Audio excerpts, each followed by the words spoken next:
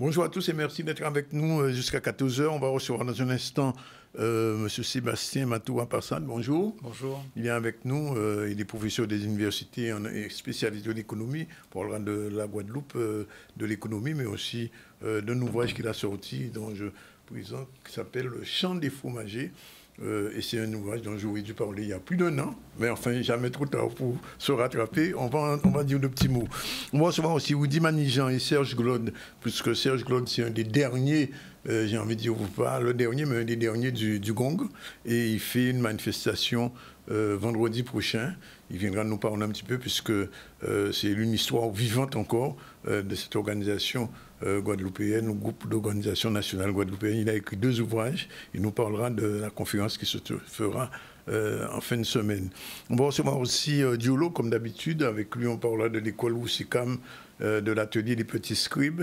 Un peu plus tard, Jean Dernaud, qui est responsable syndical, secrétaire général du SPEG. C'est la rentrée, on fait le point avec tous les syndicats. Hier, c'était la FSU, une rentrée qui n'est pas très brillante. Philippe Belair, secrétaire général de la santé CGTG, sera avec nous au téléphone. Et puis on va terminer avec Iman Soudan, chroniqueuse du ZCL. Voilà un petit peu ce qui fait l'actualité. C'est la mobilisation des parents d'élèves contre la fermeture d'une classe à l'école Belair à Capesterre-Bello. Olivier Félix était sur place. On va faire un petit point là-dessus tout à l'heure. Visite du président de la CARL, Loïc Tonton, à Sainte-Anne. C'est lui qui est en place, il faut le rappeler, M. Cornet, qui est disparu. Puis donc, désormais, c'est lui qui doit être sur le terrain. Il était avec Franck Baptiste, on en parlera tout à l'heure.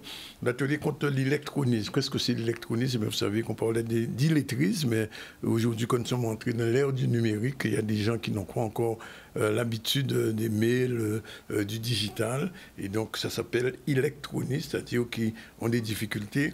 Et pour les aider au lamentin, mais pas seulement, aux abîmes aussi, on fait ce qu'il faut de manière à ce que le hacking soit moins fréquent, parce que quand on ne sait pas utiliser l'ordinateur, l'Internet, le digital, on peut se faire, bien sûr, pirater. Là, ça fait un projet agro-forestier, appel à candidature pour l'installation d'agriculture. C'est dans la commune de Pointe-Noire. Nous ferons un petit point sur cette question avec Solène Febvre. Donc voilà, on débute tout de suite avec cette mobilisation des parents d'élèves contre la fermeture d'une classe à l'école de Belair. C'est un petit peu l'actualité de la rentrée, toujours ces problématiques des classes qui se ferment et des parents qui ne sont pas contents. Olivier Félix était sur place. Nous sommes mobilisés depuis lundi contre cette fermeture de classe. Car aujourd'hui, pour 8 niveaux, le rectorat propose 2 enseignantes, 8 niveaux répartis sur 2 classes. Voilà. Donc aujourd'hui, l'enseignement sera impacté et également la charge mentale des enseignantes. Donc nous, parents, nous nous inquiétons sur l'avenir de nos enfants et la qualité d'enseignement. Il faut savoir que ce sont des décisions qui sont totalement arbitraires. Hein. Ce sont des personnes qui appliquent des règles qui sont établies du ministère de l'Éducation nationale, où on compte le nombre d'élèves, on compte la population, mais on ne prend pas en compte la qualité de vie la qualité d'enseignement, la qualité de vie des élèves. Parce que certes, ce qui nous rétorque, c'est que l'enseignante est censée pouvoir dispenser des cours sur ces 4 niveaux. Très bien. Est-ce que nos enfants sont censés pouvoir suivre un enseignement réparti sur 4 niveaux? Est-ce qu'ils auront l'attention nécessaire? Oui, parents, nous avons un rôle à jouer à la maison. Mais comme ils nous disent que l'école est obligatoire et que justement c'est l'enseignant qui se charge de l'enseignement, ils ne nous apportent aucune solution pédagogique, aucune solution en termes de renfort sur l'école. Hein. On peut avoir des renforts, c'est à eux de nous apporter des solutions. Ils nous rétorquent uniquement les textes et les chiffres. Restons mobilisés. Aujourd'hui, nous avons rencontré la municipalité qui nous accompagne d'ailleurs dès le départ, mais nous avons fait un point avec la municipalité et nous comptons rester mobilisés face à cette situation parce qu'aujourd'hui, le rectorat ne compte pas céder à une ouverture de classe sur Belair parce qu'ils estiment que nous, parents, sommes trop affectueux envers nos enfants. Je suis une élue du quartier, donc je soutiens totalement les parents d'élèves, ainsi que le maire Jean-Philippe Courtois et son équipe municipale. Nous sommes avec eux pour empêcher cette fermeture de classe. Aujourd'hui, les chiffres ont parlé. Donc les classes, les 4 niveaux resteront sur 2 classes pour 2 enseignants, dont une qui devra assurer son poste de direction. L'enseignant qui se plaint de ne pas pouvoir tenir 4 niveaux, c'est un enseignant qui n'a pas les compétences pour enseigner. Ça vient du rectorat. C'est ce que nous avons eu comme retour du rectorat. Si un enseignant aujourd'hui ne peut pas tenir 4 niveaux de classe. C'est un vrai problème. On va en parler tout à l'heure avec le responsable du SPEG. Hier, nous étions avec la FSU qui nous disait que chaque année à la rentrée scolaire, c'est la même problématique des classes qui se ferment, l'absence de professeurs et toujours pas de solution pour peut-être, puisque le responsable de la FSU nous le disait hier, qu'il y aura peut-être une mobilisation qui va une fois de plus obliger les autorités à prendre leurs responsabilités. On y reviendra dans un instant. Je voulais dire, on reçoit Sébastien Matoua Parsad, il vient d'être nommé professeur à l'université. Depuis longtemps, il fait des recherches sur l'économie. On connaît, il publiait, je me souviens, il y a quelques années, une petite feuille qu'on recevait régulièrement sur le net. Je ne sais pas si Sébastien vous vous souvenez de ça, j'imagine. Oui, et qui nous donnait quelques éléments sur l'économie. Alors, quand on a été maître de conférence, on passe professeur d'université. Bon, bien sûr, c'est un grade de plus, mais concrètement, qu'est-ce que ça va changer dans votre vie, dans votre rapport avec les étudiants? Le grade de professeur d'université, en fait, amène à encadrer notamment des travaux de projet, des projets de recherche, des travaux de thèse, exactement, et puis occuper des responsabilités dans l'encadrement scientifique, en fait. Aussi. Ouais. Ouais. Et c'est donc, ça signifie qu'aujourd'hui, il y a de plus en plus il faut le dire, des jeunes comme vous, des jeunes enseignants qui ont choisi l'université et qui permettent à l'université de prendre, j'ai envie de dire, son élan, parce que le problème qui se pose, j'en parlais avec le président de l'université l'autre jour, c'est que beaucoup de nos étudiants partent.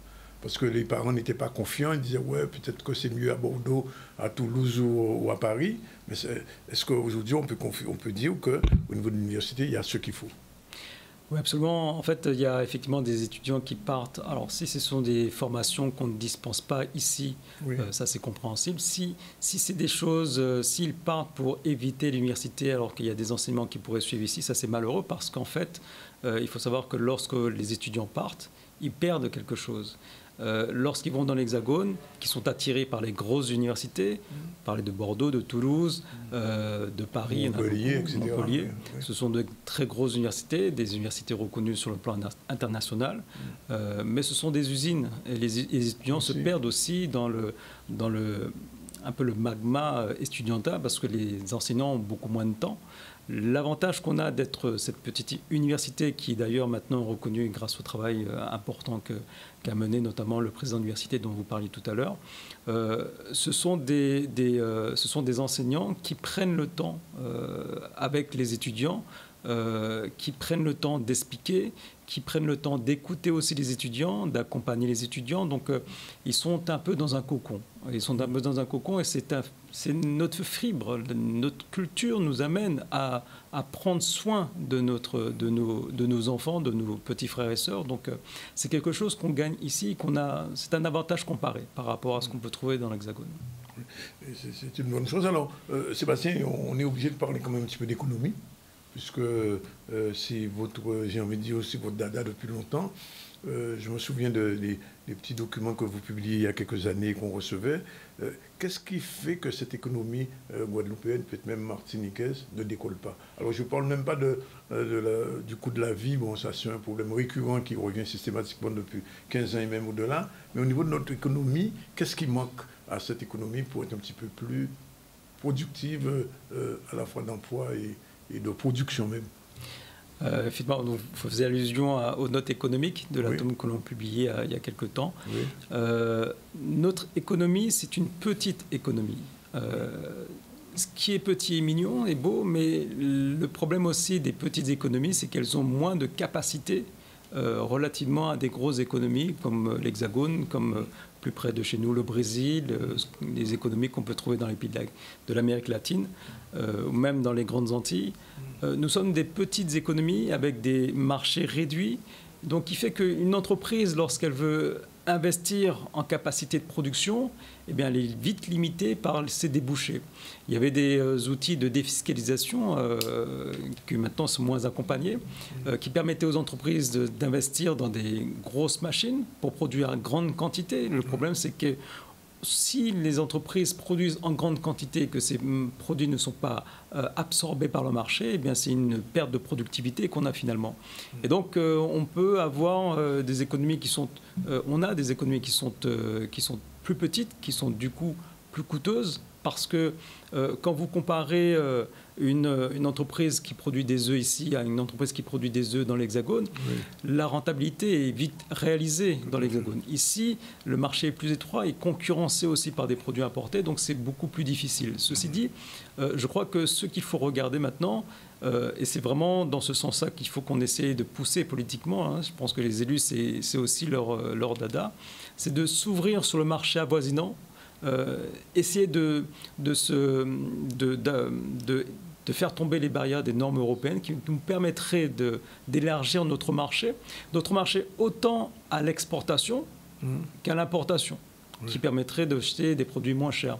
Il y a aussi le projet de marché unique antillais, anti-Guyane, qui permettrait, si on arrive à faire des coopérations, et là c'est aussi un jeu politique, d'étendre les marchés des biens. Parce que pour l'instant, notre problème, l'un de nos problèmes principaux, c'est le déséquilibre entre la production et l'importation. C'est-à-dire l'exportation et l'importation. Complètement. Alors c'est vrai que c'est le cas pour les produits agricoles, les produits agroalimentaires. C'est moins le cas pour les services qui sont... oui, qui sont les mêmes qu'on retrouve partout. Oui, qui sont produits localement. Il y a aussi un autre élément, c'est que lorsqu'une entreprise essaie de prendre sa place ici et qu'elle essaie de faire perdurer son activité, c'est pas elle qui décide de produire la quantité qu'elle veut. Elle est ce qu'on appelle contrainte par ses débouchés, c'est-à-dire qu'elle va produire en fonction de ce que le marché demande. Donc si en face, il n'y a pas les ménages qui ont la capacité d'acheter les produits de consommation, les entreprises ne pourront pas réaliser leur activité, pour en tout cas atteindre leur objectif et augmenter leur chiffre d'affaires. Donc il me semble que le plus important, c'est de soutenir la demande des ménages, notamment par des revenus, pour leur permettre de consommer des produits locaux et donc permettre aux entreprises locales de produire davantage. Alors, et donc de générer plus d'emplois. Il y a une vieille guerre qui existe depuis longtemps et qui revient chaque année sur le terrain, c'est l'existence de la TVA appliquée aux produits qui rentrent ici et même qui sont vendus, et de l'octroi de mer. Alors certains économistes disent qu'il faut, enfin, chefs d'entreprise disent qu'il faut supprimer l'octroi de mer, mais de l'autre côté, cet octroi de mer permet à la région et aux collectivités de survivre, entre guillemets. En fait, vous mettez le doigt sur un problème important, et c'est vrai que, vous voyez, ne serait-ce que dans le monde économique, comme vous dites, la question de l'octroi de mer n'est pas réellement tranchée parce que, en fait, ça dépend de quel acteur qui en parle. Si ce sont des acteurs qui sont dans la distribution, eux vont dire non, mais l'octroi de mer, il faut supprimer.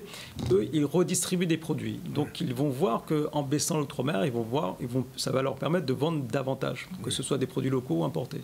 Par contre, ceux qui sont dans la grosse transformation, dans la production, pour eux, l'octroi de mer est un enjeu important parce que ça leur permet d'avoir Comment ? C'est une protection ? Une protection, ça leur permet de résister plus fortement à la concurrence des produits importés. Donc pour eux, c'est un élément important. Or, il se trouve que le secteur industriel est celui qui nécessite le plus d'accompagnement parce que c'est le secteur qui est le moins développé. Je pense notamment à ce qui concerne l'agro-transformé, l'agroalimentaire, les produits d'équipement ou l'énergie. Ce sont les secteurs qui sont les plus fortement concurrencés par l'importation. Oui. Et donc, sur la question de la TVA ?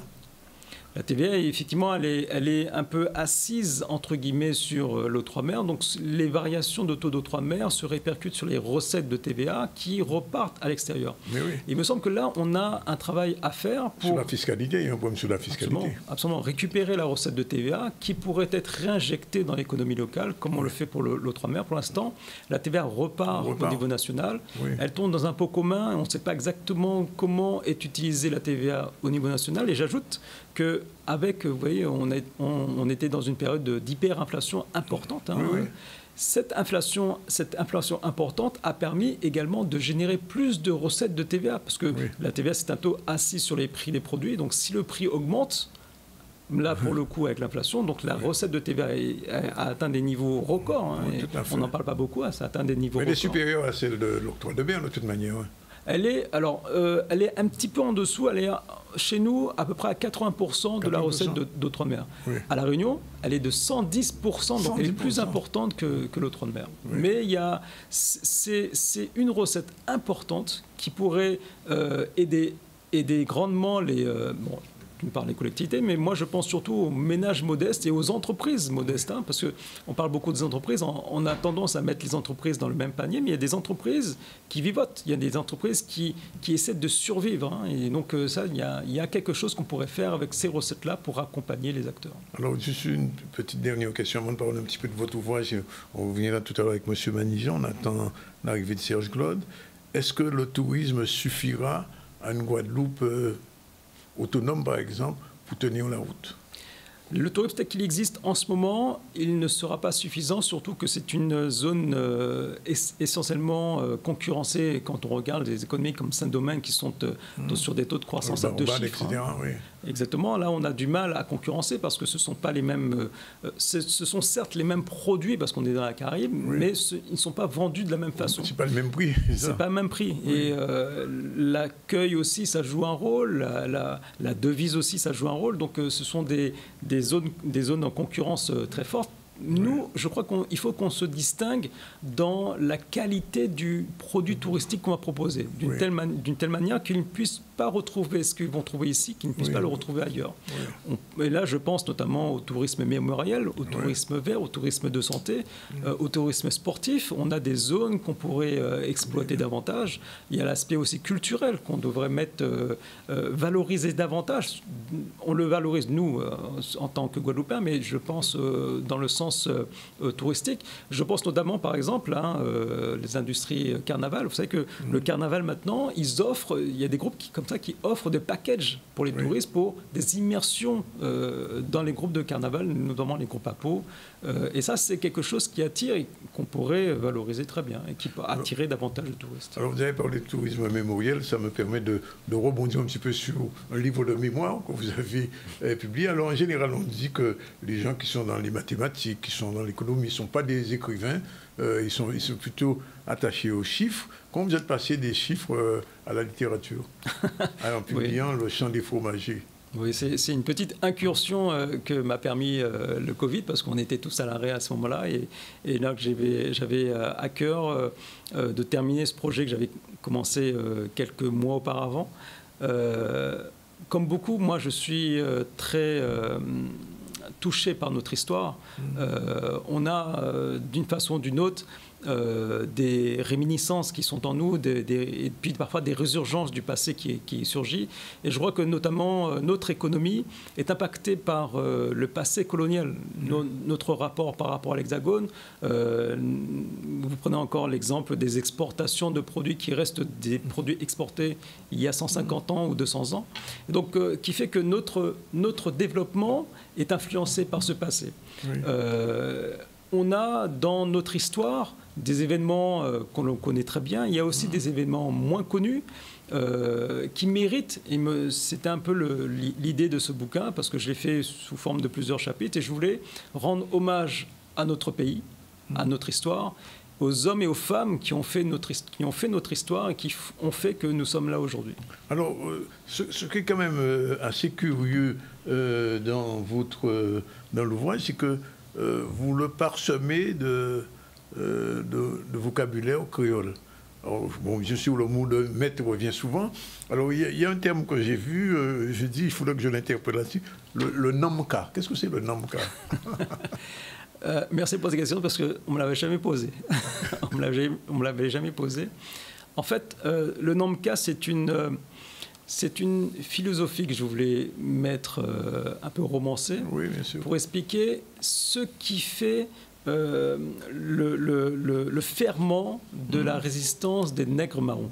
Ce qu'ils ont développé comme philosophie qui leur permettait de résister, de recréer un ersatz d'Afrique dans les terres, créer leur propre culture et essayer de se définir dans ce monde qui les pourchassait, qui les rejetait et qui voulait les réintégrer comme esclaves.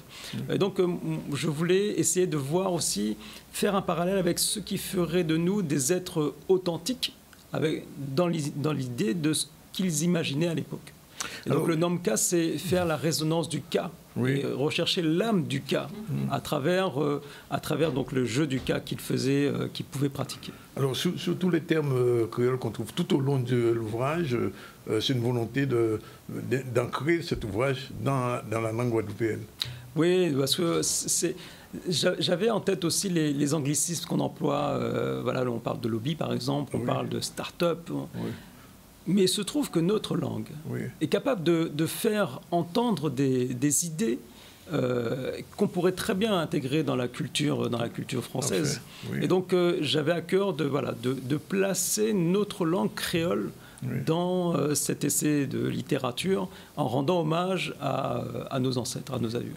Juste une petite phrase que j'ai envie quand même de revenir avec vous là-dessus. C'est dans l'esclavage aux Antilles que la construction de la race, entre guillemets, avait éclos. Explication. Parce qu'auparavant, il n'existait pas de concept de race. Les Européens étaient blancs. En Afrique, il y avait des Noirs. D'ailleurs, les Noirs ne faisaient pas de distinction entre Noirs, ils étaient tous noirs.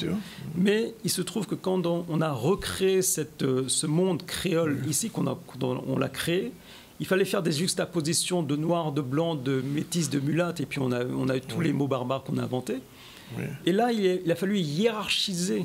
Enfin, eux ont eu la nécessité, le besoin de hiérarchiser les hommes entre eux.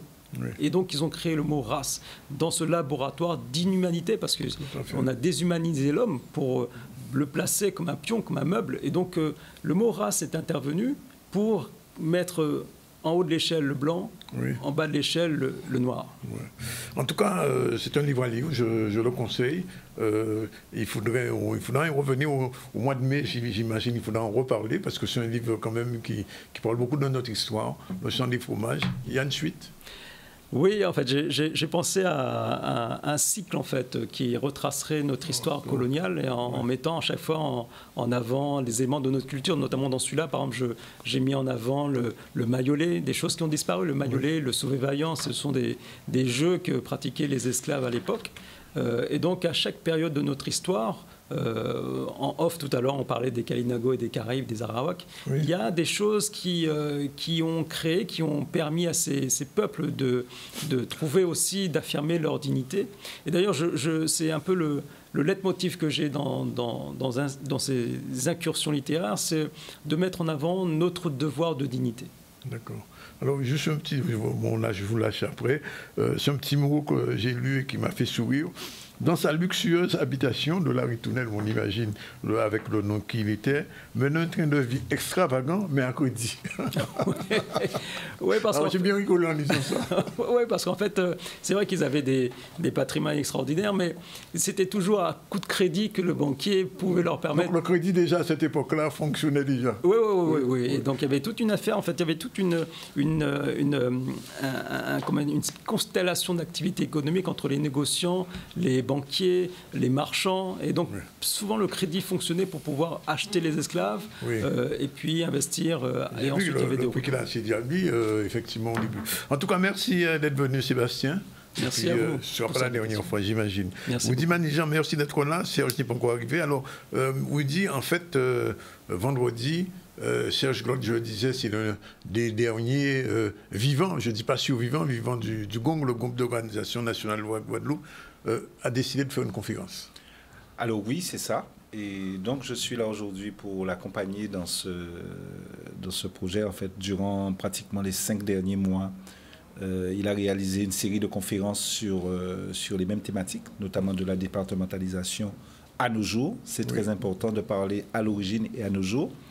Et aujourd'hui, donc, il est censé m'accompagner pour justement pouvoir présenter cet événement, mais je suis en train de comprendre que je vais devoir faire ça moi-même. Alors, qu'est-ce que ça va être, cette conférence? Alors, c'est une conférence qui aura lieu au CGOS de Basse-Terre, à Rivière-Sens. Il faut dire aussi il est de Basse-Terre, hein, parce que les gens pensent qu'il est du Lamentin. Non, c'est bien Basse-Terrien. C'est bien Basse-Terrien. Et d'ailleurs, à cette information, beaucoup de glottes sont apparemment bien entre la Grande Terre et la Basse-Terre, et on en trouve apparemment beaucoup dans beaucoup de communes en Guadeloupe. Chose que je ne savais pas, que j'ai appris il n'y a pas longtemps. Je connais beaucoup de glottes à Basse-Terre. Voilà. Bon. Et donc, il va nous présenter un peu l'historico-social de la lutte chez nous, donc de la lutte en Guadeloupe singulièrement, donc en compagnie de certains de ses camarades, de ses... Comment on pourrait les appeler? Je ne vais pas parler de dinosaures, mais des Mohicans, on va dire ça. On va dire tout à l'heure, justement, j'écoutais monsieur qui présentait donc cette ancestralité. Donc je dis qu'on a aussi cette même ancestralité dans la lutte, et on doit pouvoir de leur vivant, en fait, entendre et partager avec ces personnes-là, puisqu'elles nous transmettent des éléments assez intéressants pour justement poursuivre ce combat-là, cette lutte-là. Alors, il faut bien dire que Serge aussi a publié 2 ouvrages sur le Gong, puisqu'il a été membre du Gong. Il a été, à l'époque, un des derniers à avoir vu Jacques Nestor vivant, peu avant sa mort en mai 67. Et il parlera aussi de Nestor. Alors, il parle de Nestor, il parle de Macouk, il parle de tous il parle de Flessel, il parle de certain nombre de personnes. D'anciens camarades. Et d'anciens camarades, exactement. Et c'est assez surprenant de se retrouver avec quelqu'un de cet âge-là, de cette trempe-là. Quel âge il a aujourd'hui? Alors, il a très bientôt 90 ans. Très bientôt 90 ans, et on faisait un calcul il n'y a pas longtemps, il est pratiquement à ses 69 ans, si je ne me trompe, de combat. De militantisme. Et il n'y a pas si longtemps, on a beaucoup rigolé de ça, parce qu'il y avait une question qui avait été posée, je crois, au Rimini Souta, par un militant, qui nous parlait du temps, effectivement, d'arriver aussi au... On ne va pas parler de lutte armée parce que nous ne sommes pas là pour parler pour prôner la violence, mais nous expliquait que tant que la Guadeloupe n'aurait pas une armée comme n'importe quel pays qui aspire à sa souveraineté, on n'y serait pas. Et Serge, en fin de réunion, en fin de conférence, nous dit les derniers mots dans la salle: messieurs, en prend balle physique, et balle physique a fait mal.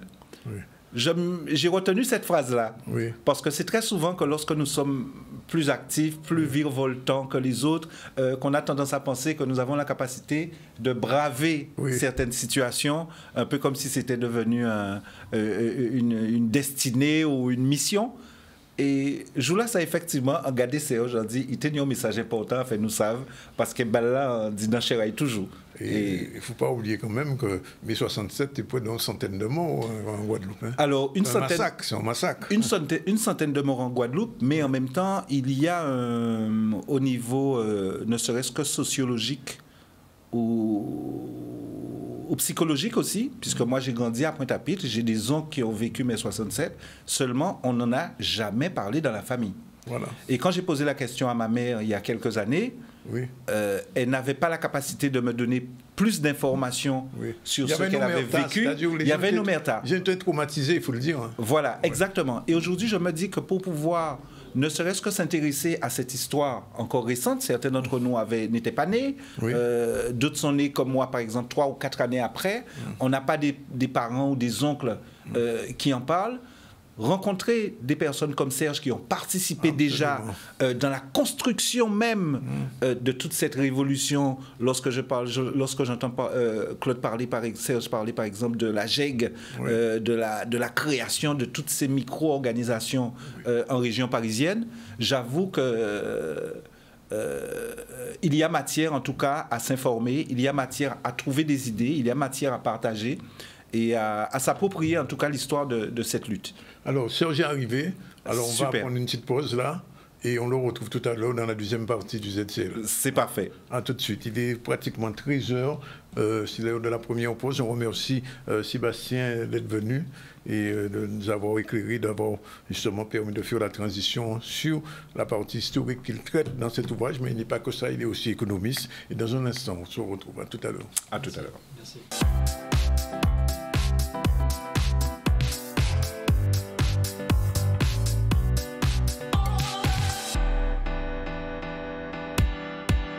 Voilà, c'est la deuxième partie du ZCL News. Il est déjà 13h04. Je voulais dire Serge Claude est arrivé, mais il n'y a pas que. Diolo aussi est là. Et Jean Dernaud, secrétaire général du SPEG, est aussi là. Avec eux, on va faire un point sur l'actualité de la rentrée. On va parler aussi de l'atelier des petits scribes. Mais avant, on fait un tout petit tour sur la visite du président de la CARL, Loïc Tonton à Sainte-Anne. Sur un reportage de Maxime Morel, on regarde tout de suite. Ce sont des projets importants.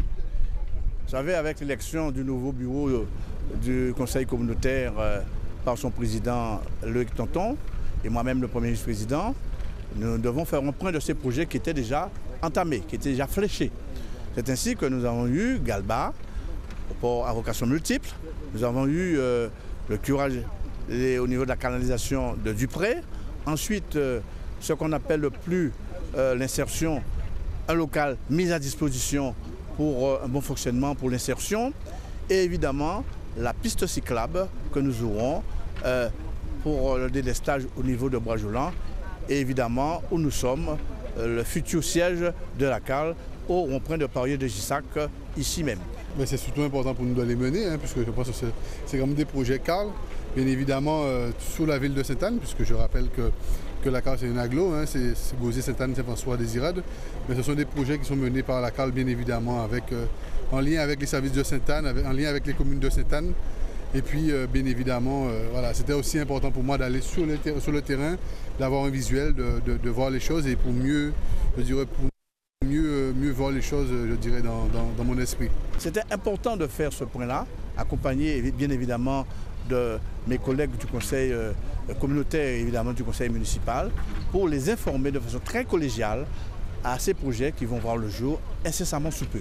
Donc le président qui découvre ces projets-là, parce que même s'il était déjà là, mais il est à la manette, il doit découvrir ce projet. Et donc en tant que premier vice-président maire de Sainte-Anne, eh bien, je suis tout ravi de faire connaître ces projets-là pour qu'on puisse avancer dans l'intérêt général de la CARL. Voilà, on revient donc à ce que je vous disais tout à l'heure. On a reçu Rudy Manijan, qui est membre de la société civile, mais on attendait Serge Claude. Serge Claude est arrivé. Je disais que Serge Claude, si... je disais tout à l'heure, c'est pas un des derniers survivants, c'est un des derniers vivants du GONG, l'Organisation nationale de la Guadeloupe, qu'on connaît depuis 1963. Serge Claude, bonjour, merci de venir là. Alors, quand on a fait vendredi? Permettez-moi de dire bonjour. Bien bonjour. Et puis de dire tout le peuple Guadeloupe bonjour. Oui. Hein? Alors, question à c'est quoi? Quand on a fait vendredi? Quand on a dit mon vendredi à Bastet? Ah non, quand il fait une conférence, quand il a dit en cas les sources qui a fait que nous en a cela toujours. Il faut nous partir des origines là. Origine en qui j'ai fait mes goulots là en nous. Ouais. Donc il faut nous partir depuis là. Sérieusement, il faut nous partir depuis 1944, ouais. Pendant la guerre, pour nous comprendre que à part les petits ajustements qui fait chaque fois, changer nom là, qui a fait que nous pas en as là. Nous en as là parce que goulot en as là pas jamais ouvert, nous pas copier ouvert. Et à part qui est ouvert, nous. Donc, c'est ça qu'on a développé. Et pour arriver à ces jours-là, ça, et l'année-là, ça, et pour montrer que, à part non plus les quelques, excusez-moi, on ne veut pas être incorrect avec eux, ils ont élu les députés, mais nous savons bien que, et ils savent ça aussi. Que à part hack, ils peuvent faire la Guadeloupe là, ils là. Je sais député à la France, c'est pour traiter problème à la France, ça pas problème à la Guadeloupe. Alors qu'est-ce qu'on fait pour la Guadeloupe? Au cas vite, il faut nous trouver moyen pour mettre nous ensemble définitivement. Il faut dépasser l'idéologie que nous tenions au départ vers les fronts. Vous-même au courant, un certain nombre de fronts qui en Guadeloupe, ça a commencé depuis 1958, d'après moi. Front anti-guyanais. Et ça c'est 61, avril 61. Donc, à part front pour nous faire. Il faut nous faire notre butin, mais si on peut permettre que ça fait partie de la stratégie, moi. On ne peut pas dévoiler. On ne peut pas dire ça en public, là. D'accord. Non, mais on va comprendre. Mais alors, moi, je vais poser une question quand même, puisqu'on dit que aussi, il y a des derniers du Gong, on est 90 ans, quand ça est là. 89. 89, on est 90, en 10 ans que c'est centenaire. Alors, nous sommes en radio. Est-ce que vous, là, vous regardez l'histoire de la Guadeloupe, période là, ou quoi pas de là, 63 par exemple, les Ocri le Gong à Paris, et ça est arrivé en 67. Est-ce que pour le Gong réussi ou échoué? Il n'a pas ni réussi ni échoué. Pourquoi parler là comme Macron a dit, il n'a pas ni pète ni gagné. Non, pas comme Macron, même rien, moins pas comme Macron. Non, là on dit il n'a pas ni réussi ni échoué. Ça veut dire tout simplement qu'il n'a pas réussi à mener la Guadeloupe à l'indépendance, c'est ça, à l'émancipation complète. Mais il n'a pas échoué parce qu'il montrait chemin là. Ouais. Hein? Il posait des bases. Et c'est à ces bases-là, ça a un paquet vite qui a fait que les gens vivent toujours. C'est-à-dire, nous partis, le mouvement-là parti avec l'UTA, c'est ça, l'Union des travailleurs agricoles. Ouais. Mais ça inscrit à dans orientation et stratégie à l'Egong. La liaison avec les paysans, les ouvriers, ça a dans. Et c'est ça nous mettons en application pour te dire. On y manifeste, on lit soit. Ah oui, merci. Eh bien, donc nous pas réussi. Ouais. Pourquoi nous pas réussi? 67 fait pour nous pas réussi. Puisque France Antilles était publié, là, il a arrêté nous, moins à partir du 2 juin 67. Le Gong ne résonnera plus. Ah non, le Gong est décapité. Décapité. Il ne résonnera plus aussi. Ça. Mais alors non, tout à l'heure, il dit nous plus ou moins parler de ça, mais en des mots. À l'époque, le Gong, là, en tout cas, on lit ça, le Gong a dans Gong information très marquée. Quand même, le Gong était pour la lutte armée. Bon, alors, tu n'as pas fait une question là. Après le Gong de créer le PLG, etc., on vient trapper le GLA, on vient trapper l'ARC. Alors, est-ce que pour la Guadeloupe, il faut un moment arriver à la lutte armée? On n'a pas besoin d'entrer en point secret, mais on va poser une question là, globalement, comme ça. Dans ça, là, où interpréter Jean Thévelé. Oui. Mais le Gong dit et écrit que l'État colonial français en Guadeloupe, il a créé la violence. Oui. La domination sans violence. La domination armée sans violence. Donc, la Gong dit qu'il n'y a pas qu'à rejeter la violence, s'il le faut. Mais il va dire, ben, en nous foutait faire, et en nous foutait fusionner à monde, nous que gagner. Attention. Oui. Donc, vendredi, à partir de 6h30, conférence a duré combien de temps? Eh bien, nous pas de limite. C'est-à-dire que ça là, ça qui est intéressant dans ça là, ça c'est c'est que il n'y a pas de nos limites. D'accord. Mais moi, je pense que si on a fait c'est 5e conférence on a fait là, sur le même thème là, hein, dans des lieux différents, et dans chaque lieu, on a une limite de temps, ce qui fait qu'on n'a pas dit tout le butin. Tandis que là, on dit tout le butin. Ou en Kazao. Oui, en Kazao. Dans le cas de cette là que on ne pas ça aussi, mon bastet. Ah oui. Pourtant, au reste un manglot d'un qui là. Mais oui, ça va. Pas ni à ça. Et c'est que dernière conférence, mais on va continuer. Non, il faut nous passer en notre étape. Ah. Et oui. On va faire conférence pour faire conférence. Ouais. Donc, nous avons une étape derrière. Ah oui, une étape derrière. Non, l'autre étape derrière. Bois derrière, pour manière. Non, non, non, pas du tout. Bon, nous que suivons ça. Donc, vendredi à 6h30 au CGO Rivière-Sens à Bastère, à Goubert. Enfin, Goubert ou Bastère, enfin bon. Kenny, conférence à ça. Et donc, vous pouvez annoncer les prochaines conférences? Puis Kenny, les prochaines conférences, que c'est l'ultime conférence ça. Ah, d'accord. Il fait, parce qu'en partie, santé en même partie, permettre qu'on fait conférence ça le 31 mai à Saint-Claude.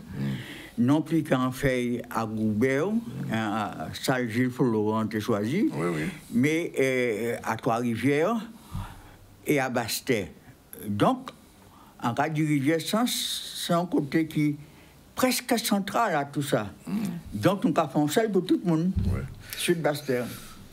Ça, c'est là les premiers Kalina, qui ont chef Kalina Goual. Bon, c'est autre chose. Deux petits mots quand même, dernier bitin commandé, ou marqué des livres, en tout cas, de ça là. Ou comporter dans quel livre que monde qui peut acheter ces livres là ça joue là. Pour ça il a arrêté ou en reporter. Arrêté pas agression.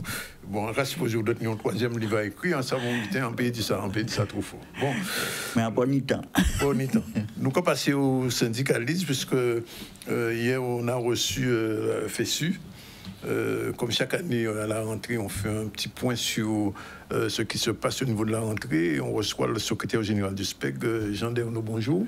Bonjour, Canal 10, bonjour, Pep Guadeloupe. Est-ce que la rentrée là, c'est meilleur qu'il en est passé? Ah, c'est pas meilleur, puisque nous avons des problèmes qui sont récurrents. Nous avons des néo-titulaires qui ont envoyé chaque année en bas là, qui ont expatrié, nous avons des suppressions de postes, que nous faisons 107 suppressions de postes l'année là, ça. Donc nous attendons à ce qu'il y ait manqué professeur devant l'école. Mais récemment. Surtout dans les collèges ou bien dans les écoles? Alors, tu as 57 postes en second degré, restant là, tu es au premier degré. Donc, mais les premiers degrés, nous, chacun voit les conséquences. Ni Bel Air qui t'est fermé, ni des jours de ça par rapport à des classes de 4 niveaux. Donc, toutes ces problématiques-là, que nous ni l'habitude ni là, bien entendu, mais plus incertitude à direction là même dans l'éducation nationale française, puisque depuis 2 ans, Blanquer a parti, nous avons 4 ministres, là nous attendons 5e. et par rapport au fait qu'il n'y ait pas ni ministre en moment là, ça, ni des bulletins qui en suspens, ni des bulletins qui prévoient notamment des modifications à programme dans le premier degré, en particulier en mathématiques, qu'ils suspendent. Donc, ni débuté qui en suspend, et puis tout ça qui était déjà enclenché depuis et avant-dernier ministre de l'Éducation, là, le choc des savoirs en 6e, des groupes de moyens, de besoins plutôt, en 6e et en 5e, qui genre, je t'ai parlé de généraliser ça dans les autres niveaux. Est-ce que ça a été fait? Est-ce que ça n'a pas été fait? Nous avons fait seconde, classe préparatoire à la seconde, une expérimentation qu'a fait l'année là, ça Saint-Georges, et il a parlé d'étendre ça, il a fait expérimenter. Est-ce que ça a été? Donc toutes ces questions-là, ça a arrêté en suspens et qui a vu compliqué, en situation qui est déjà compliquée. Et puis nous connaissons aussi les résultats que nous y a dans les évaluations, nous connaissons tout d'illettrisme en Guadeloupe. Donc tout ça pas bien pour réussir à gérer ça. Hier, nous recevons un représentant de la FSU qui a dit nous à peu près plus d'un millier d'élèves qui chaque année qu'on dit qu'à rester en tête. Je peux bon chiffre l'année passée, chiffre à rectorat même, dans les bilans, il y a nous ça à côté les mois de novembre, nous qui voyons qu'il y a dit non, là, ça plus de 1800 élèves. 1800 élèves? Chiffre à rectorat. Moi, j'ai l'habitude dans un discours syndical à 10 000. Et bien, mais là, il y a eu un chiffre en sauté, plus de 1800 élèves qui sont sortis en l'école là, sans qualification, sans diplôme. Wow. Okay? Donc ça il y a crié le décrochage scolaire, mais ça aussi, il faut attaquer directement la principale cause là ça. Mais moi je dis que la première cause là, c'est que l'école là pas qu'à nous. Premier bitin. Et deuxième cause là, l'école a eu même en chiclette, il y a un ching-pongton, l'école a eu en bas là même pas bon pour you à juger pour nous. Alors, en posant que responsable à FSU question là, quand vous posez au lit, avec ça qui a échappé tout à l'heure, il y a un bout à code, comme on va dire. Qui bilan a eu pour vous? Ah, pour moi, C'était... Enfin bon, on peut dire ça, pas madame qui est méchant. Très sincèrement, voilà, il est bien gentil. On peut dire bien gentil, tout simplement. C'est tout. On peut dire tout simplement qu'il est bien gentil. Mais bon, c'est vrai, effectivement, il y a un bout à goulette, puisqu'il y a une modification au gouvernement là, qu'on y est là, donc ça, son poste politique. Oui, bien sûr. Donc, il n'insiste pas. Ouais. Peut-être qu'il peut laisser ici, vous voyez, le gouvernement là même, il mettez là, comme son gouvernement de coalition à la droite, l'extrême droite et la bonne à Macron, peut-être qu'il peut réussir.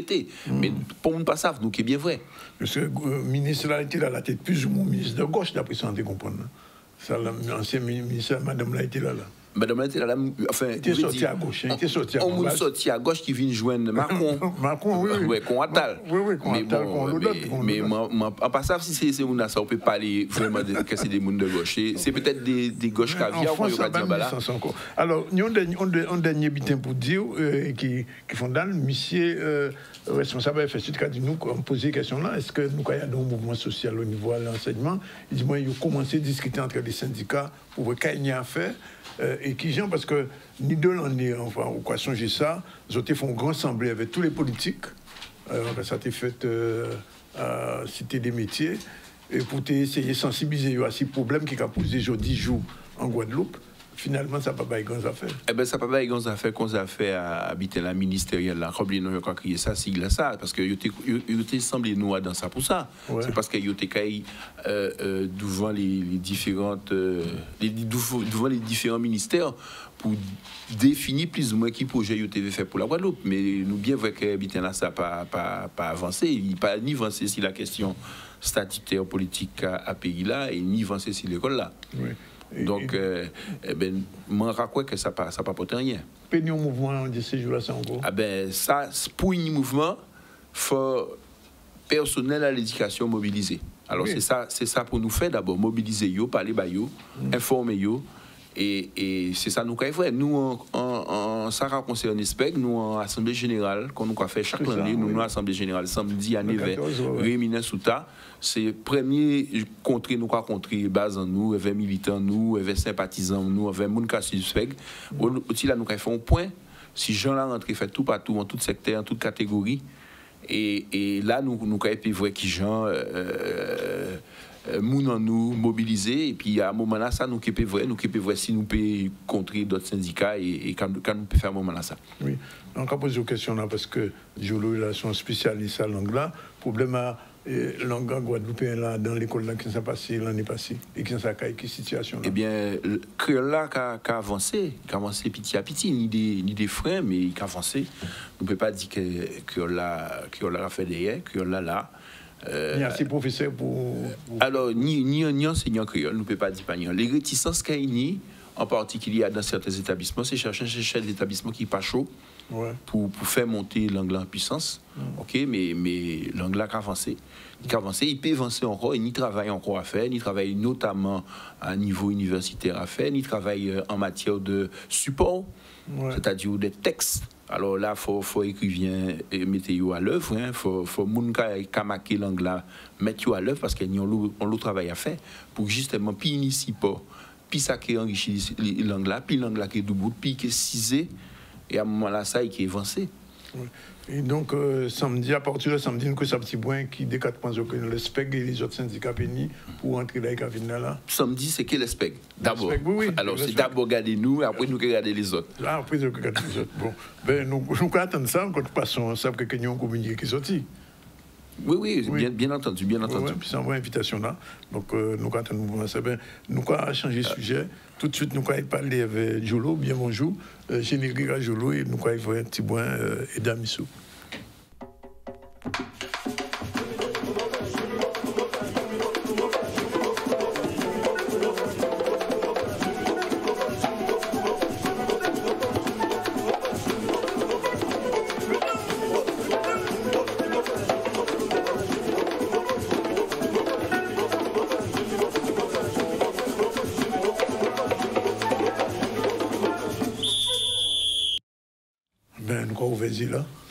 Oui, nous avons ouvert c'est la rentrée aussi. C'est la rentrée.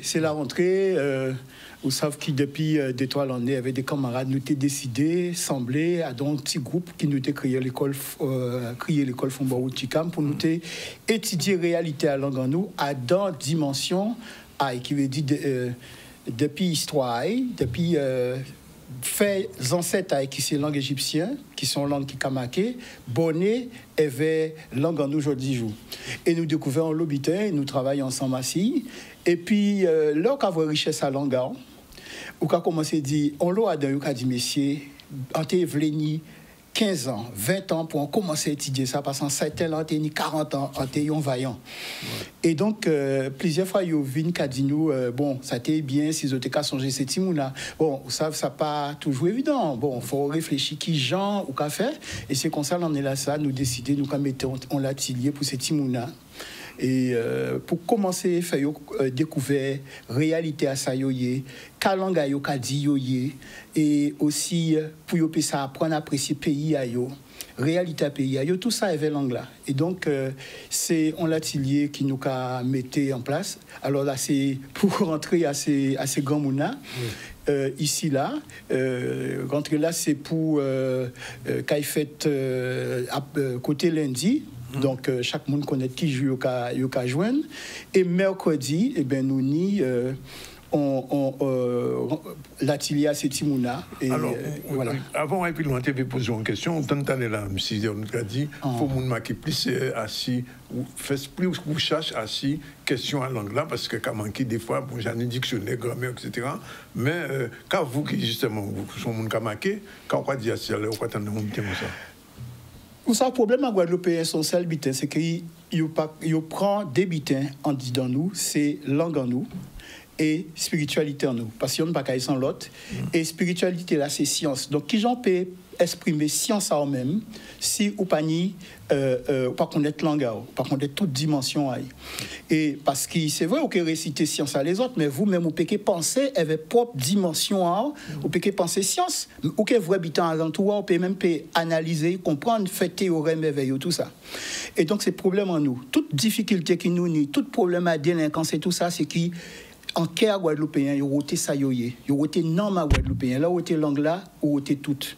Et donc, là c'est vrai, nous bisons pour marquer, mais nous bisons aussi des contrées pour nous comprendre dans quelle direction pour nous mener langue là, là. Puisque ça qui nous nie là comme base, ça pas qu'à suffit. Faut nous toucher langue là dans toute dimension. Bon. Moi, ambition, c'est qu'il nous avait travaillé là, nous qu'a fait là, c'est qu'il touchait aussi, par exemple, un dictionnaire étymologique. Oui, langue nous ni étymologie à Ekitaï, mais il pas appuyé à si langue française, ni langue européenne, ni langue kalina. Là, on a étudié langue là sérieusement, il pas qu'à ça. Donc, ça, c'est un bitin qui est logique, c'est une méthode linguistique qui est scientifique, et c'est ainsi ça qui pour nous appuyer, pour nous avancer. Mais, en y a l'espoir. Alors, moi, dans tes décisions, moi, on apprend la créolistique, alors aujourd'hui, comment on dit? Moi, personnellement, on parle dans ces concepts. Vous savez, son mission, moi, on fait pas en moins. Adam, bon, pas te parler de ça aujourd'hui-là, mais Tom de Aouchikam qui sorti, ils ont vrai. Il a sorti. Il a sorti là, il arrive bientôt, ils ont comprendre. Tout ça, nous peut, là où on a cette méthode là, ça, tout ça, on peut comprendre du pays là. Tout ça, nous y est, l'anglais qu'a dit, mais il faut ça y chercher, il faut ça traiter ces mots-là pour comprendre donc son richesse. Et c'est ça qui nous a essayé de partager. Et c'est ça nous a fait en dit dans l'école là. C'est pourquoi nous a dit et mots en nous-mêmes, phrases en nous, c'est où mon tête pour où mon corps et pour où mon pep. C'est ça nous a fait. Et dans ça, nous avons développé différents bitins. C'est pourquoi on est parlé au tel là, dit l'atelier à Setimouna.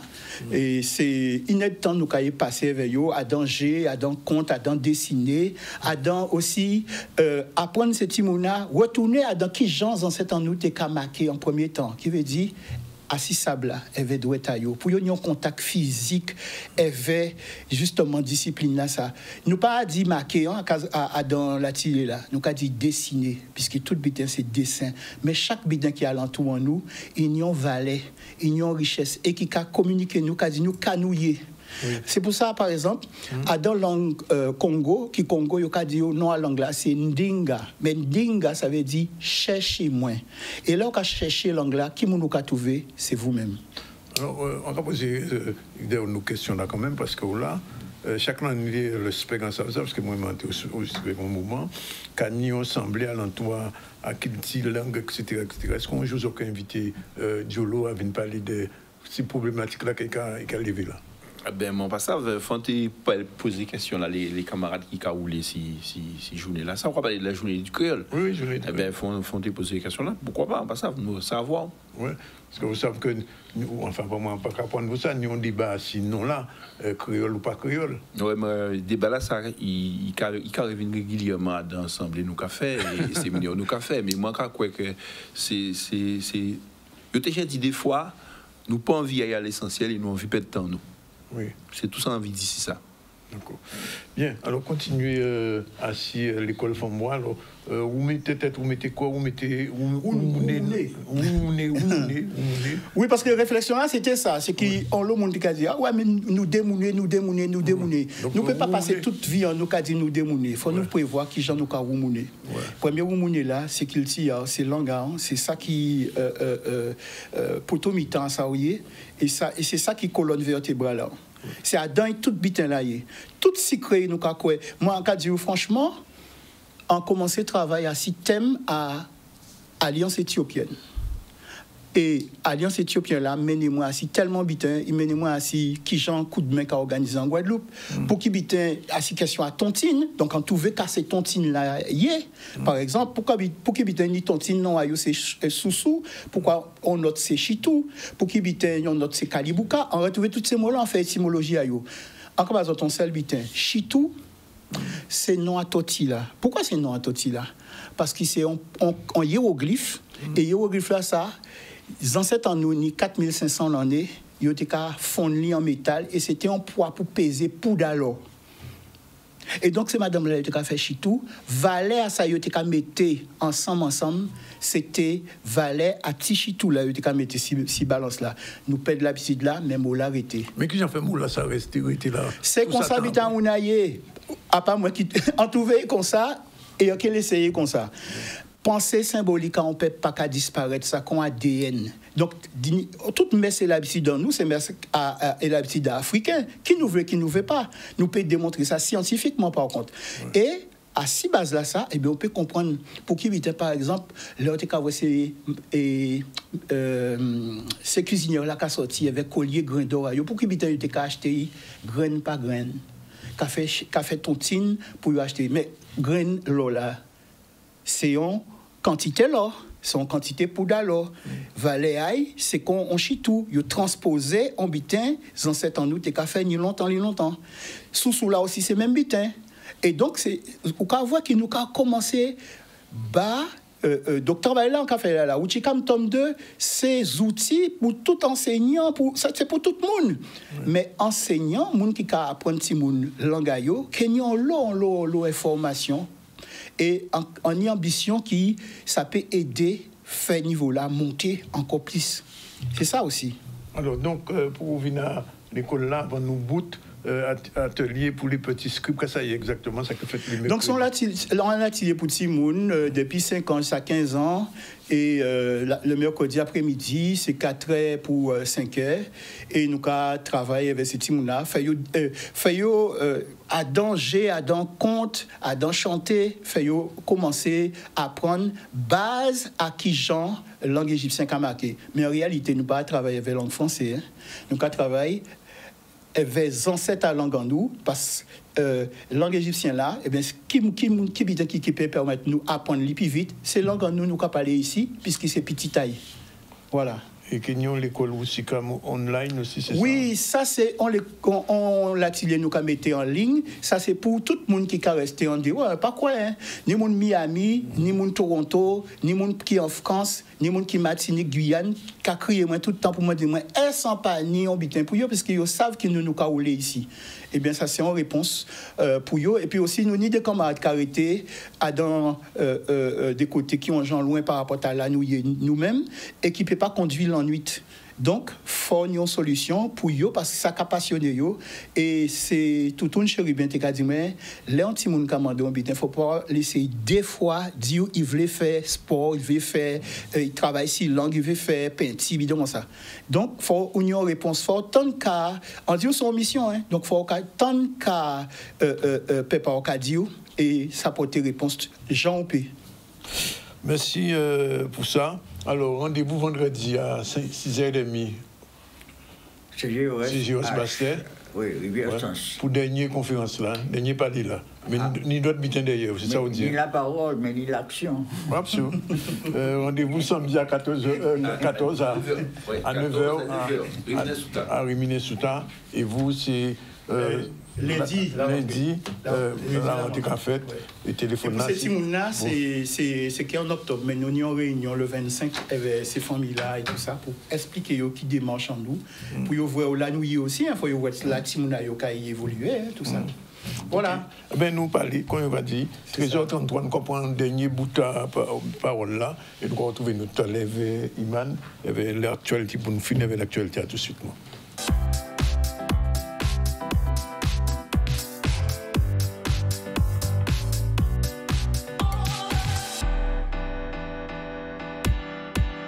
Voilà, il est exactement 13h29, 39 minutes même. On va recevoir dans un instant Iman. No News, bonjour.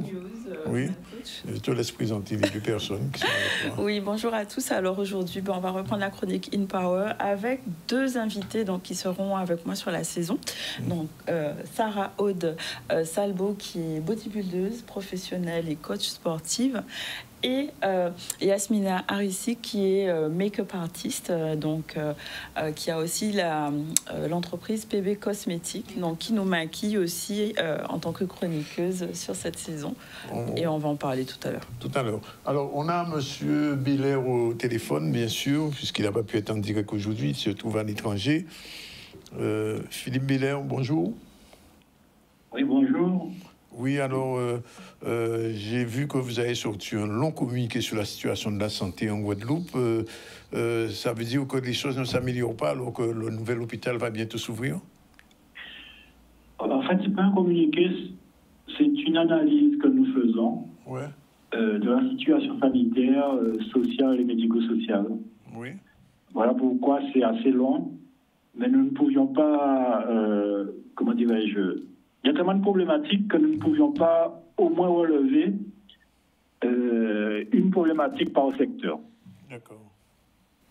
Alors, vous parliez du CHU, ça fait partie des problématiques que nous avons relevées, en tout cas pour la santé publique. Mais alors, j'ai envie de vous dire, quel remède pour la santé en Guadeloupe? C'est une bonne question, parce qu'en fait, nous subissons malheureusement des politiques néolibérales.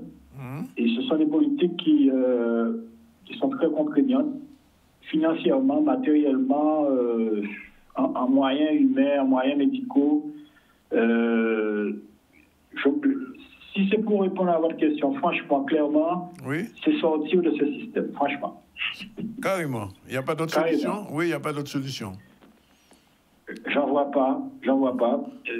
Avec la situation politique que nous vivons aujourd'hui, parce que vous n'êtes pas sans savoir que nous sommes dépendants d'un gouvernement inexistant. Donc aucune décision n'est prise.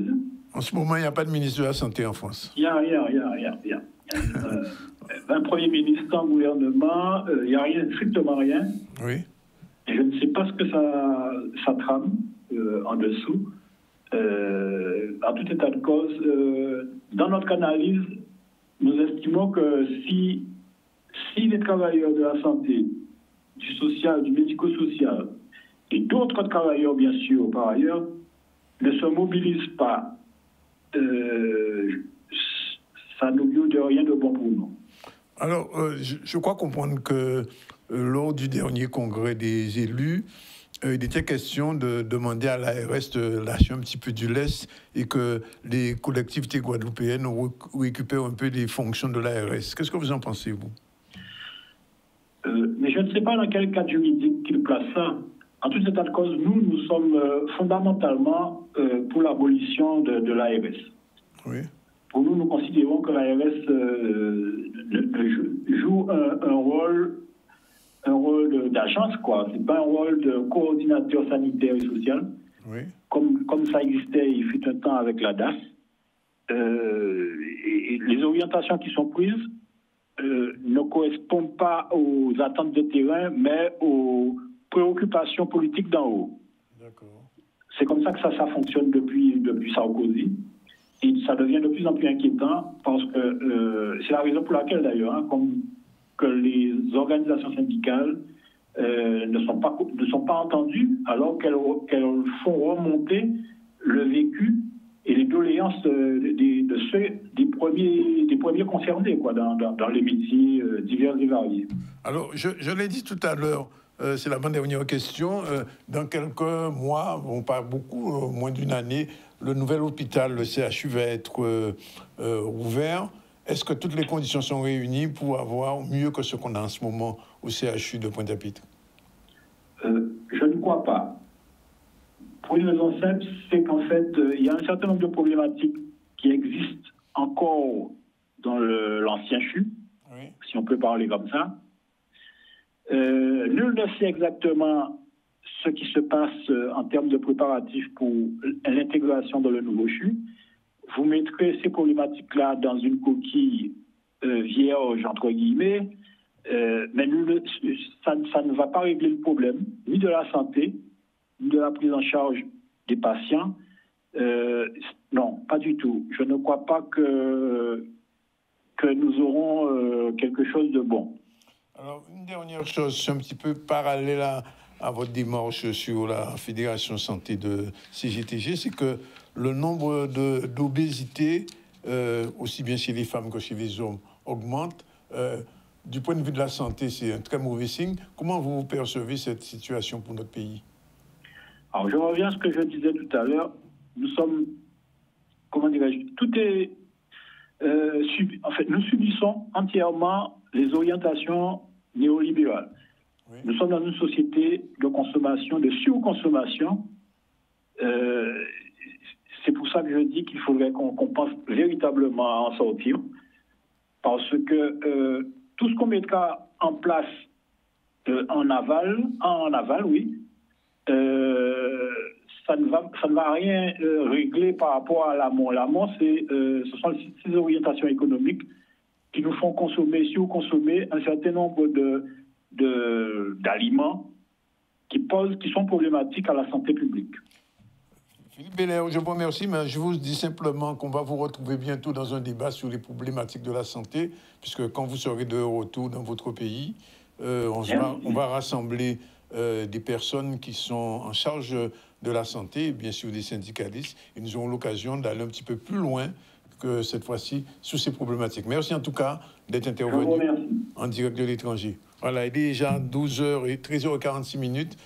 C'est l'heure de l'émission préférée de tous les Guadeloupéens. Ça s'appelle InPower, c'est bien ça. Bonjour Iman. Oui, InPower. On va l'appeler peut-être la chronique d'Iman. Je sais pas, on va changer, on verra. On laisse générique, ça. C'est parti.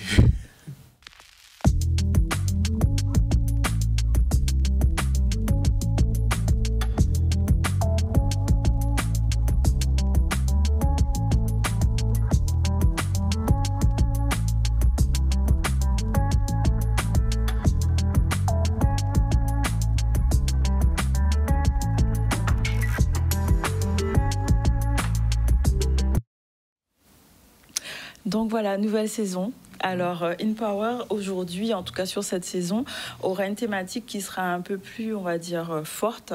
L'idée, c'est de pouvoir prendre soin de soi, de l'intérieur, pour pouvoir rayonner à l'extérieur. D'où ces deux personnes qui sont avec moi, ces deux invités expertes qui vont pouvoir intervenir à la fois sur le côté corps, sport, avec Sarah Aude qui est donc bodybuildeuse, qui a eu multiples prix, qui est médaillée de partout dans le monde international, qui est coach sportive que vous pouvez suivre sur les réseaux aussi, qui donne énormément de conseils, et avec Yasmina donc de PB Cosmétiques, qui aussi donne des conseils sur sa page Instagram que vous pouvez suivre et qui va nous accompagner sur le self-care, en fait, sur comment prendre soin de soi vraiment, son corps, les routines bien-être, et moi qui viendrais vraiment pour renforcer l'idée de que ça part de soi, de sa part de comment on se guérit soi et comment on apprend à s'aimer. Exactement. L'estime de soi, c'est vraiment comprendre en profondeur qui je suis, accepter qui je suis et m'aimer avec mes défauts, mes qualités, pour pouvoir rayonner et impacté dans le monde, en fait. Et dans la Guadeloupe, je pense qu'on a vraiment besoin de ça, parce que l'estime de soi, je pense, a été mise à mal à mille reprises par le passé, on va dire, déjà avec notre histoire d'esclavagiste qui a vraiment impacté sur comment on se voit, la valeur qu'on se porte, vraiment avoir cette... prendre soin de soi, c'est ça aussi, c'est guérir de son passé, et donc c'est important de déconstruire plein de choses, des pensées qu'on peut avoir limitantes, des facteurs culturels et sociaux, et vraiment aller en profondeur sur qui nous sommes et qui nous voulons être, quelle vision on a pour la Guadeloupe, tout simplement. On commence avec Sarah ou avec Yasmina? Bon, on va commencer avec Sarah. Donc, Sarah qui, donc, comme je disais, a vraiment eu un parcours sur lequel on pourra revenir sur ses chroniques. L'idée, c'est qu'elles vont alterner. Donc, une fois, ce sera Sarah, une fois, ce sera Yasmina qui va intervenir. Et pourquoi le sport, selon toi, est important dans le développement de l'estime de soi-même? Déjà, bonjour à vous les filles, bonjour Danick, enchanté d'être là, salut tout le monde. Donc le sport, c'est bien plus que de faire de l'exercice physique, c'est vraiment un moyen de se reconnecter avec son corps et d'apprendre vraiment à savoir qui on est et où on peut aller, parce que souvent on est un petit peu déconnecté de ce qu'on est et on n'a pas conscience de jusqu'où on peut aller, et le sport, c'est vraiment une façon de dépasser ses limites et de se rendre compte qu'on est vraiment beaucoup plus que ce qu'on pense être. Donc on se surprend souvent à travers le sport d'aller chercher des défis qu'on semblait inatteignables, et en fait ça renforce vraiment la confiance en soi et ça permet justement de donner la force d'oser et d'oser s'affirmer. Quel type de sport? En fait, c'est important de trouver un sport qui nous correspond à nous-mêmes. Donc, quand je parle de sport, ça peut être effectivement de la natation, ça peut être de la pétanque, ça peut être de la danse, ça peut être de la musculation. Je pense qu'il faut trouver une connexion avec un sport qui nous ressemble à nous-mêmes. D'accord. Et donc l'idée, c'est vraiment de se construire à travers le sport, parce que comme tu disais, des défis, donc en sport on en a, du coup on va pouvoir impacter dans sa vie ces mêmes défis-là, avoir la force et la puissance qu'on développe dans le sport, on l'impacte dans toutes les sphères de sa vie. Tout à fait. C'est ça. Et Yasmina, du coup, est-ce que tu peux nous expliquer comment l'image extérieure, ce qu'on projette, comment ça impacte sur l'estime de soi, selon toi? Alors, bonjour à tous, encore une fois. Déjà, c'est important d'avoir une bonne image de soi pour ensuite aller affronter le monde extérieur. Donc, moi, ça passe par l'esthétique et par le maquillage. Le maquillage, c'est un outil, bien plus que juste le côté pot de peinture et le côté où, en fait, on n'assume pas ce qu'on est. Bien au contraire, le make-up, c'est vraiment un outil pour exacerber notre personnalité, parce que souvent, on se maquille en fonction de notre personnalité, déjà. Donc ça, c'est très important de le savoir. Et on n'a pas idée à quel point un maquillage, ça peut juste changer un état d'esprit, une humeur, mettre un peu de couleur. C'est le même principe, en fait. Donc il faut vraiment le voir comme un outil, bien plus que quelque chose de superficiel, en fait. Voilà, donc tout au long des chroniques, on va pouvoir donner des conseils, à la fois pour soi, de self-care, des routines bien-être, des routines pour apprendre à se maquiller, des tutos. Donc ça va être très varié et riche en termes de contenu. Pour le sport, savoir les bonnes pratiques, comment bien s'alimenter. Enfin, tout ça va concourir au fait de trouver une harmonie entre l'intérieur, comment moi dans ma tête je pense, les pensées que j'ai, les croyances que je mets ou que j'abandonne, ou les défis sur lesquels il va falloir mettre un peu plus d'accent. Et en fait, c'est vraiment un travail sur une synergie entre l'extérieur, l'intérieur pour se connaître mieux, s'accepter et que ça se voit et qu'on ressente en fait, parce que vraiment ça part de l'intérieur. Donc je pose la question à Yasmina, à quoi sert le maquillage? À se cacher, à cacher ce qui n'est pas beau? C'est quoi exactement? Ça peut être un outil pour prendre confiance en soi, parce qu'on a tous des complexes. Chez les femmes, c'est encore plus exacerbé que chez les hommes, n'est-ce pas? Et donc, ça peut être un outil juste, pas pour se camoufler, mais au moins pour mettre en valeur ce qu'on préfère chez nous. Oui. Ça peut aider. Mais alors, quand une femme est jolie, elle vient se maquiller, qu'est-ce que ça porte en plus? Elle est déjà jolie naturellement. Après, c'est une question de perception. Ce que vous trouvez joli, peut-être elle va pas trouver ça joli. Donc, juste mettre un gloss, elle se dit, ouais, j'ai l'air un peu moins chiffonnée que quand je suis sortie de mon lit quand même. Donc, voilà, je pense que c'est vraiment une question de perception. Et il faut que, c'est un peu comme pour le sport, il faut que notre maquillage nous ressemble, en fait, tout simplement. D'accord. Voilà. Donc on aura l'occasion de parler aussi de maquillage de fête, maquillage de carnaval, qui sont quand même très spécifiques, mais vraiment aussi dans la vie normale, on va dire, où on va juste travailler, ou alors avoir un rendez-vous, on peut être un peu plus joli. On peut adapter à la circonstance. L'idée, c'est pas le regard que les gens ont sur nous, mais c'est le regard que nous, on a sur nous-mêmes, en fait, et qu'on travaille sur ça en profondeur. Et je pense que ça, fondamentalement, pourrait changer la société, d'avoir un regard vraiment plus valorisant sur soi, pour pouvoir, ça va impacter sur la façon dont j'interagis avec les gens, le relationnel avec l'autre. Ça passe d'abord par la relation qu'on a avec soi. Ça veut dire que tout à l'heure, je disais au responsable de la CGTJ Santé qu'il y avait de plus en plus de personnes, de femmes obèses, d'hommes, mais enfin beaucoup de femmes. Le sport peut aider à... Absolument, absolument. Ça m'a interloqué lorsque vous avez énoncé ça, parce qu'effectivement, et moi je reviens ici sur le fait que je suis nutritionniste, je reviens aussi sur le fait que pendant longtemps, on s'est plaint qu'en Guadeloupe, on avait des produits beaucoup plus sucrés que dans le reste de l'Hexagone. Donc c'est vrai qu'il y a des choses qui semblent pas cohérentes pour nous, Guadeloupéens.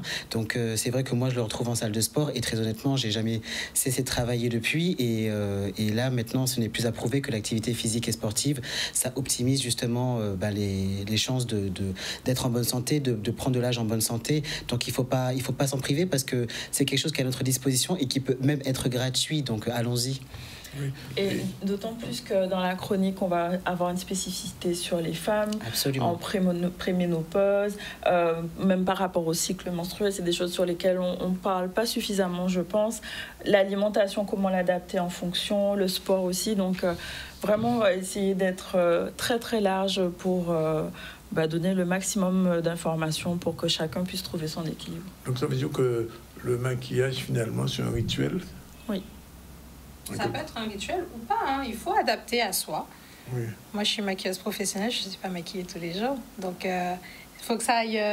parce que j'ai aussi la casquette d'esthéticienne, donc forcément, je ne vais pas vous dire, oui, maquillez-vous tous les jours, c'est super bien pour votre peau. Non, mais par contre, l'important, c'est de prendre soin de soi, et donc, effectivement, d'avoir un vrai rituel beauté à la maison, savoir se démaquiller correctement, bien nettoyer sa peau et bien l'hydrater. C'est déjà un basique. Juste une dernière petite question. Bien sûr. Pour un maquillage pour une femme, ça dure combien de temps à peu près? C'est pas un bel bassonnerie ou bien un soirée? Il y a des missions. C'est pas la même chose. C'est pas la même chose. Non. Non, c'est pas la même chose. Mais en fait, c'est comme pour tout. On peut tout avoir. Oui. On peut passer 15 minutes à ajuster quelque chose, mettre un joli gloss, faire nos sourcils. Comme on peut passer 2 heures, hein. Bon, c'était pour savoir. En tout cas, merci mesdames d'être venues. Merci Iman d'avoir emmené ces 2 personnes. J'espère que l'estime de soi va se développer dans notre pays pour les femmes, mais aussi pour les hommes. Hein. Pour les hommes. Ils n'ont pas dit rien pour les hommes. Bon, bref. On fera une émission spéciale. Ça viendra du coup. On va se quitter. Je rappelle, on a parlé de la mobilisation des parents d'élèves à Cap-Esther, particulièrement à l'école de Bel-Air. Les parents n'acceptent pas la fermeture de l'école. On a fait un point là-dessus. Il y a eu la visite du président de la CARD, Loïc Tonton, à Sainte-Anne. On n'a pas eu le temps de parler de l'atelier de l'électronisme au Lamentin, mais probablement on le fera ce soir dans le journal avec Harold. Et deux petits mots sur nos invités. On a eu Woody Manijan et Serge Claude pour une manifestation qui se fait au CGS de Bastère vendredi à partir de 18h30. De l'autre côté, on a eu Sébastien Matou-Passat qui vient d'être nommé professeur des universités. Il était autrefois chargé de cours. Il a sorti un ouvrage aussi qui s'appelle Le Chant des fromagers, très intéressant à lire. Plus tard, Jolo est venu nous parler de l'atelier Les Petits Scribes qui se fait le mercredi de 16h à 17h et l'école Ousikam online. Jolo a modernisé. Et donc, si vous voulez suivre ça avec vos enfants, ben, ça va être possible. Et Philippe Béléo, depuis Paris, où il est en ce moment, nous a fait un petit point sur le problème de santé. Et on se rend compte que rien va changer. L'hôpital qui va s'ouvrir ne sera pas ce qu'on pense. Il y aura même des sièges en moins, des lits en moins. Et puis, Iman va nous dire de quoi elle a parlé avec ses deux invités. Et donc, on a parlé avec Sarah et Yasmina du nouveau format de la chronique In Power, donc avec des atouts, des apports plutôt à la fois sport et skincare, self-care qui seront développés donc chaque semaine. Donc, on va alterner une fois l'une, une fois l'autre et pouvoir avoir des thématiques sur comment prendre soin de soi de l'intérieur vers l'extérieur. C'était le JCI de Iman. Oui, le journal on change de nom. De Iman. Bon, voilà, c'est fini. C'était la réalisation était assurée par Jordan qui est de retour avec le soutien de Ivan. On vous remercie de votre attention. On se retrouve demain et Iman sera encore là demain.